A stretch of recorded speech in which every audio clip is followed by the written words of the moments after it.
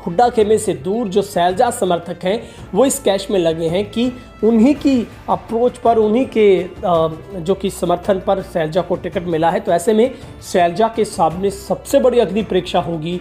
सिरसा में जिस गुटबाजी से वो परेशान होकर अंबाला गई थी, अब उसी गुटबाजी का क्या वो कहीं फिर से शिकार तो नहीं हो जाएगी। और ऐसे में ये जो कि दिलचस्प और एक सबसे बड़ा मामला है कि लंबे इंतज़ार के बाद कांग्रेस की टिकटें फाइनल हुई, तो अब आपस में जो खटाई है कहीं वो तो पूरा खेल नहीं बिगाड़ देगी। और पिता के अकस्मात निधन के बाद पहली बार 1988 में 26 साल की शैलजा जो कि चुनावी मैदान में उतरी थी और भाजपा से चुनाव लड़ रहे डॉक्टर अशोक तंवर की राजनीतिक पारी भी कांग्रेस से शुरू हुई है। दिलचस्प ये बात है कि सिरसा लोकसभा सीट से कुमारी शैलजा और अशोक तंवर के बीच मुकाबला होना है। दोनों ही कांग्रेस के प्रदेश अध्यक्ष रह चुके हैं, दोनों एक दूसरे के लिए वोट मांग चुके हैं। 2019 के विधानसभा चुनाव से पहले अशोक तंवर को कांग्रेस ने बड़ी जिम्मेवारी दी थी, लेकिन चुनाव से ठीक पहले जगह भूपेंद्र सिंह हुड्डा को पार्टी से चुनावी कमान सौंप दी थी। इसके बाद तंवर ने पार्टी छोड़ दी थी।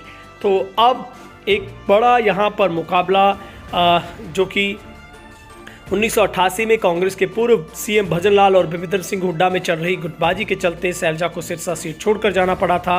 शैलजा हुड्डा गुट के साथ थी, इस कारण दोनों गुट एक दूसरे के टांग खींच रहे थे। इसी कारण यह रहा कि 1998 में सिरसा में लोकसभा चुनाव हार गई थी। अब वे 26 साल बाद पिता की विरासत में मिली लोकसभा सीट सिरसा से चुनाव लड़ेगी।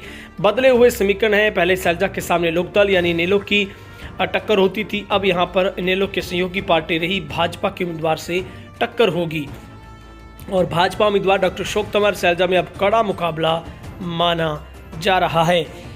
अब हमारे दर्शकों की राय भी कमेंट सेक्शन में जानना चाहेंगे। आपको क्या लगता है, क्या हुड्डा खेमे के तमाम जो नेता हैं, क्या अब गुटबाजी खत्म होगी?